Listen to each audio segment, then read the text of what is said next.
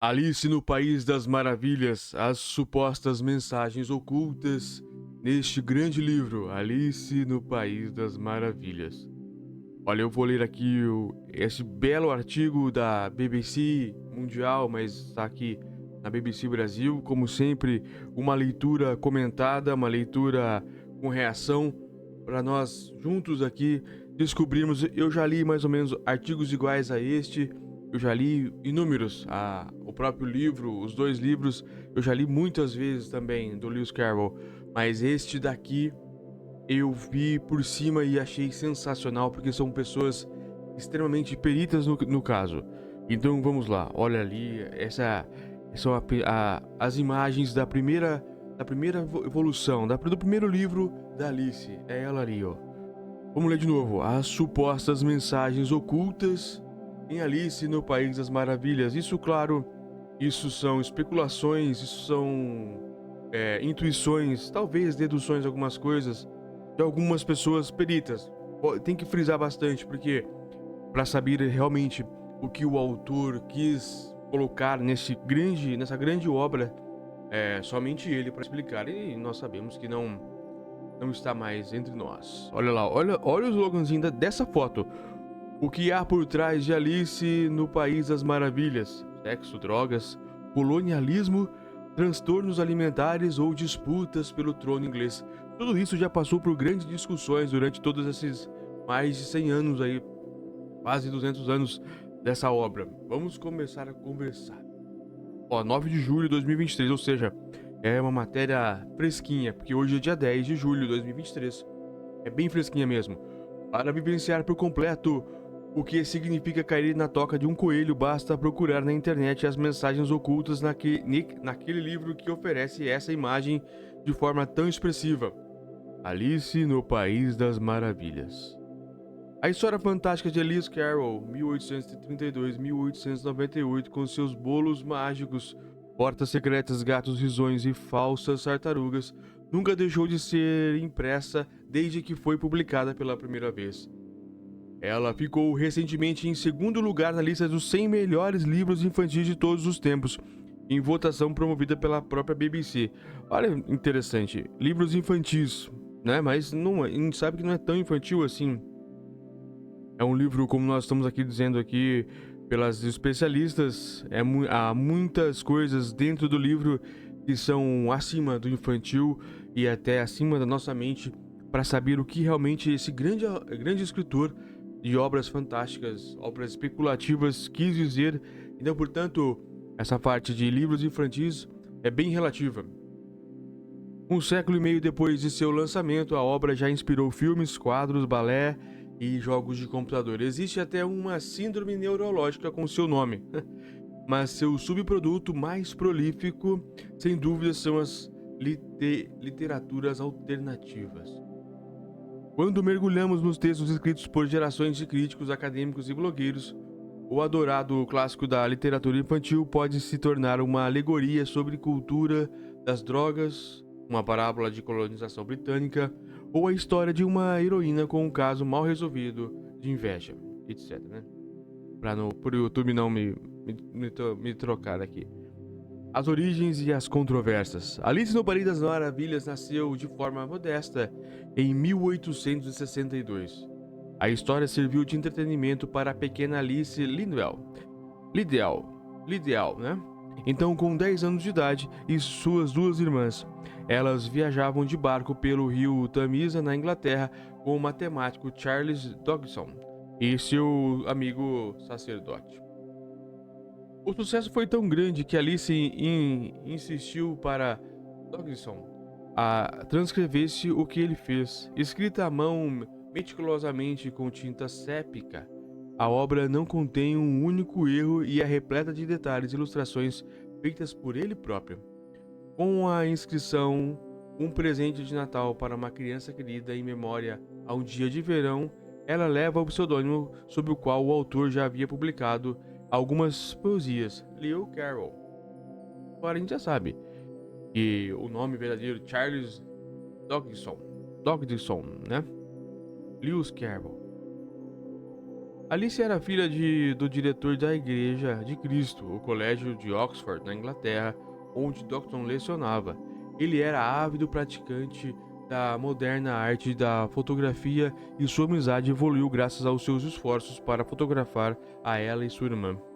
Sua lente era especialmente voltada para Alice, que a encarava de forma assertiva nos seus retratos obsessivamente elaborados. Seu olhar era de notório autocontrole. As meninas de Lidwell não eram as únicas crianças amigas de Dodgson. Não existe nenhuma prova de nada explicitamente impróprio nos seus relacionamentos com elas, mas, olha só, que fato estranho. Do nosso ponto de vista do século XXI, é difícil não suspeitar de um homem adulto que não só enviava às meninas cartas maravilhosas, cheias de jogos de palavras quebra-cabeças, mas também pedia mechas nos seus cabelos e as convidava para sentar-se no seu colo e posar para fotografias, às vezes nuas ou seminuas. Olha que dificuldade, hein? É claro que as pessoas da era vitoriana tinham uma visão diferente dessa situação. Para começar, as fotografias criadas por ele não eram algo incomum. Outra pioneira britânica dos retratos fotográficos, Julia Margaret Cameron, 1815-1879, tirou muitas fotos de crianças vestidas e vários estágios de nudez. Além disso, o que chamava a atenção entre os contemporâneos de Dodgson não era a ideia de que ele passava o tempo com crianças muito pequenas, mas que ele poderia estar confraternizando com as meninas perto do que era na época a idade legal para consentimento, 12 anos. Ele seria elevada para 16 em 1800. Ela seria elevada para 16 em 1885. Isso, hein? Os biógrafos vêm questionando há muito tempo a verdadeira natureza da ligação de Dodgson com as meninas. Em relação a Alice, o mistério é aprofundado pelo fim do relacionamento entre eles ocorrido em 1863, cerca de um ano depois da lendária viagem de barco. Será que ele queria se casar com Alice? Poderia ele ter tentado cortejar sua irmã mais velha, Lorina, ou mesmo a governanta Sra. Prickset? Surgiram todos os tipos de especulação e as páginas cortadas do diário de Dodgson aumentam ainda mais as incertezas. À medida que a sociedade evoluía, não foi só o próprio Dodgson quem sofreu as investigações. Com o declínio do pudor vitoriano e o surgimento da teoria da psicanálise, seu livro começou a parecer muito menos inocente. Novos exames de textos levaram os críticos a encontrar inúmeras imagens ginecológicas, desde a toca do coelho até a cortina que Alice precisava colocar de lado. As chaves da fechadura eram consideradas símbolos de relações sexuais, e a lagarta, bem, não era um lagarto. Falácia.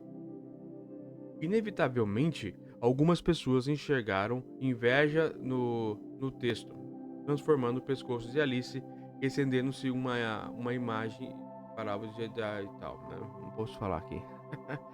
E existe a passagem em que Alice está se abanando antes de começar a encolher, e a água salgada que atinge seu queixo quando ela tem poucos centímetros de altura. Ambos os trechos adquirem um aspecto que decididamente esconderia a tal. Outras leituras sutis observam a viagem de Alice como menos relacionada especificamente a sexo e mais sobre o desenvolvimento de uma menina ao longo da infância e da puberdade até a idade adulta. Nossa heroína se sente desconfortável no seu corpo, que passa por uma série de mudanças extremas. Seu sentido de si própria se desestabiliza, criando incerteza sobre sua própria identidade. Ela enfrenta a autoridade e não consegue entender facilmente regras que são aparentemente arbitrárias, os jogos das pessoas à sua volta e até a morte.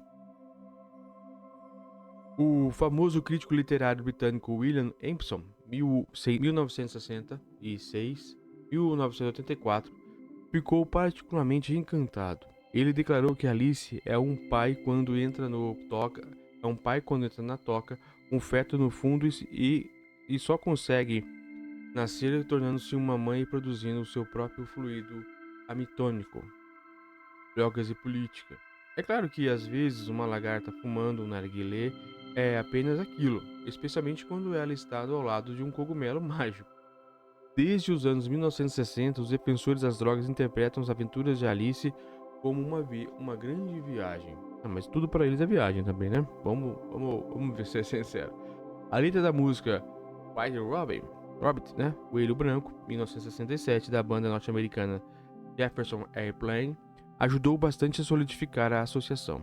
Lembre-se do que disse Algarnas: alimente sua cabeça, alimente sua cabeça. Na verdade, o livro tem um ar psicodélico desde a cena de abertura, quando Alice está confusa devido ao calor, sem falar de todas aquelas pílulas do tempo movendo-se de forma errática e do gato risonho, que ora está aqui, ora está lá. Ele consumisse remédios homeopáticos, não existem evidências concretas de que ele tenha experimentado drogas alucinogênicas. Assim, Alice continua sendo associada às drogas como uma amostra, uma fala do filme Matrix. Você toma a pílula azul, a história termina. Você acorda na sua cama e acredita que nada e no que quiser acreditar. Você toma a pílula vermelha, você continua no País das Maravilhas e eu vou mostrar como a toca do coelho é profunda. Mas nem tudo são sexo e drogas. Outra linha da crítica é considerada que Alice é uma alegoria política. Quando a nossa heroína segue o coelho branco, ela chega a um lugar tão estranho e desconcertante que chega a ser engraçado. E quem governa aquele local é uma rainha temperamental. Supostamente, Dawson mantinha sentimentos contraditórios sobre a rainha Vitória, mesmo ela tendo adotado seu livro. E o lugar tem um sistema legal atabalhoado, atabalhoado, muito parecido com o Reino Unido da era vitoriana.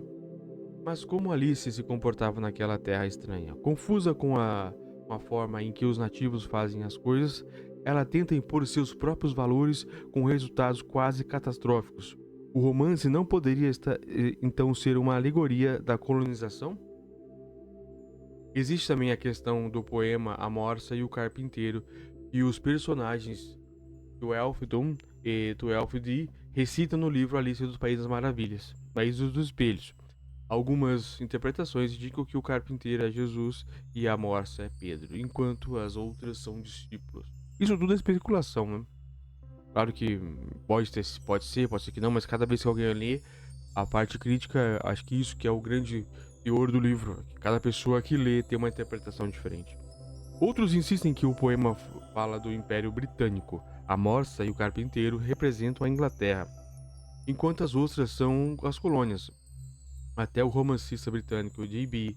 Priestley, 1894-1984, entrou no debate, sugerindo que a morsa e o carpinteiro são, na verdade, arqueotipos de dois tipos diferentes de políticos, atravessando gerações. Analisar as estranhas teorias criadas por sucessivas gerações sobre o verdadeiro significado das aventuras de Alice nos faz compreender como as mudanças de costumes sociais podem alterar radicalmente a interpretação de texto. Bingo! Esse é o ponto-chave desse texto. O fato de que a geração conseguiu observar uma obra, seus próprios modismos e preocupações claramente comprova sua intrínseca imortalidade. Foi o que eu acabei de falar. E pode também ser testemunho de outra questão importante, o mistério insolúvel da profunda personalidade do seu autor e os espaços que ele cria no texto para uma infinidade de interpretações. Sua amizade com as crianças traz uma sombra que é inegável. Na exposição Alice, cada vez mais curiosa, no Museu Victoria Albert de Londres, em 2021, o autor foi claramente colocado em segundo plano. Seu famoso segundo alguns, provocador retrato de Alice Lindwell como a criada pedinte, por exemplo, não foi incluído na exposição.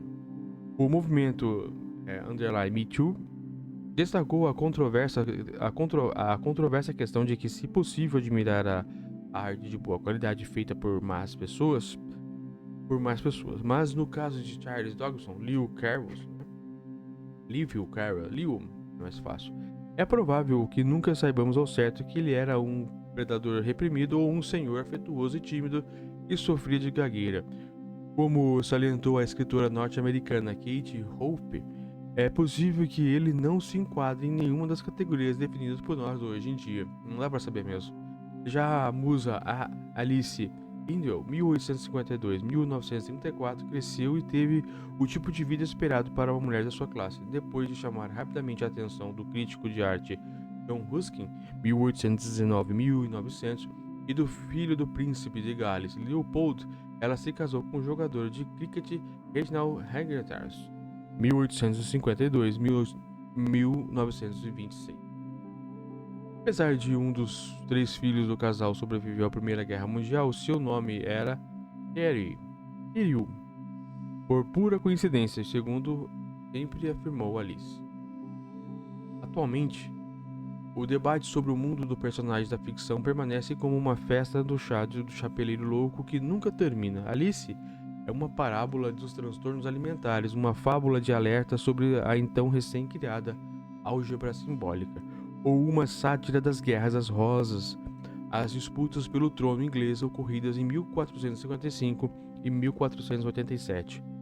Neste estranho contexto de tantas teorias opostas, todos nós ficamos tão confusos quanto Alice. Charles Dodgson era professor de matemática, por isso não surpreende que suas histórias sejam repletas de alusões aritméticas e geométricas. Alice recebe uma série de quebra-cabeças, desde a charada do chapeleiro louco até o jogo de croquet com a rainha de copas. Mas, à medida em que ela tenta resolvê-los, eles invariavelmente se mostram de pouco propósito e não têm resposta. Dodgson era uma pessoa lógica, mas o País das Maravilhas é um reino governado sem lógica. Talvez seja essa a mensagem final de sua exuberante criação. Que o mundo é um lugar maluco no qual as expectativas são frequentemente frustradas. Em vez de lutar para encontrar seu significado, talvez seja melhor apenas desfrutar da viagem. Olha essa frase. Talvez seja melhor essa frase. Olha só. Que o mundo é governado e sem lógica. Que o mundo é um lugar maluco no qual as expectativas são frequentemente frustradas. Sensacional esse texto, sensacional mesmo. Agradeço a todos que ficaram até o momento.